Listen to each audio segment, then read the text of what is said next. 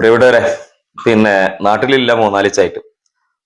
ഞാന് ചാനലിൽ കൂടെ ഒക്കെ കണ്ടു നമ്മൾ ആരോഗ്യമന്ത്രിയെയൊക്കെ ആക്രമിക്കുന്ന രംഗങ്ങളും ആരോഗ്യ മേഖലക്കെതിരായിട്ടുള്ള പ്രചരണങ്ങളും കാര്യങ്ങളൊക്കെ.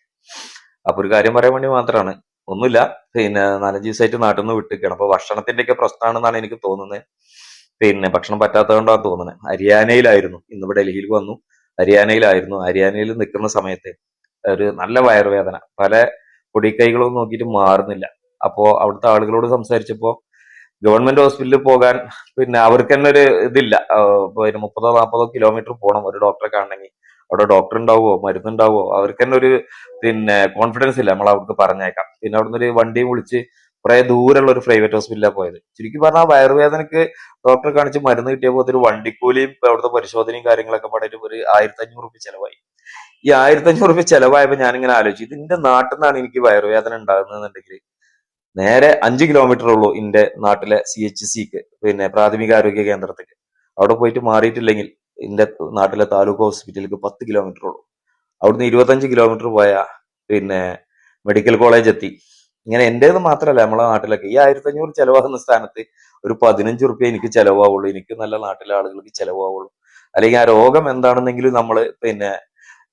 നമുക്ക് മനസ്സിലാവും.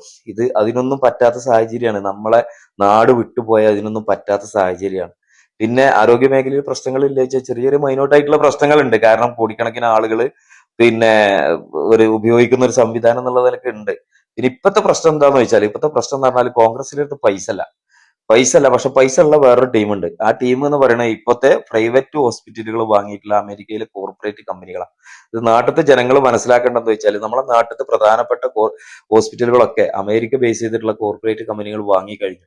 അപ്പൊ അവരടുത്ത് ഇഷ്ടംപോലെ പൈസ ഉണ്ട്. അവരടുത്ത് പൈസ ഈ കോൺഗ്രസ് അടക്കമുള്ള ആളുകൾക്ക് കൊടുത്തിട്ടാണ് ഈ ആരോഗ്യ മേഖലയെ, ഏറ്റവും നല്ല ആരോഗ്യ മേഖലയെ തകർക്കാനുള്ള കാര്യങ്ങൾ ചെയ്തുകൊണ്ടിരിക്കുന്നത്. നമ്മളെ ആരോഗ്യ മേഖല എന്താണ്, നമ്മളെ ഹോസ്പിറ്റൽ എന്താണെന്ന് അറിയണമെങ്കിൽ വേറെ ഏതെങ്കിലും ഒരു നാട്ടിൽ പോയിട്ട് ചെറിയൊരു പനി വരിച്ചാൽ മതി. കൂടുതലൊന്നും വേണ്ട, ഒരു പനിയോ ഒരു വയറുവേദന ഉണ്ടായാൽ മതി. അപ്പൊ നമ്മൾ ആരോഗ്യമന്ത്രിന്റെയും നമ്മളെ ഹോസ്പിറ്റലുകളെയും ആരോഗ്യ മേഖലേന്റെ ഒക്കെ വില നമ്മൾ കേരളീയർക്ക് മനസ്സിലാവും. അതൊന്നും ഇല്ലാത്തടത്തോളം കാലം നമുക്ക് അതൊന്നും മനസ്സിലാവില്ല. അതുകൊണ്ട് നമ്മളെ സംവിധാനത്തെ തകർക്കരുത്. തകർക്കാനുള്ള ആര് പണിയെടുത്താലും അതിന് പൊതുജനങ്ങൾ അതിനെ അനുവദിക്കരുത് എന്നുള്ളതാണ് ഒരു കേരളീയൻ എന്നുള്ള നിലയ്ക്ക് വിനീതമായി പറയാനുള്ളത്.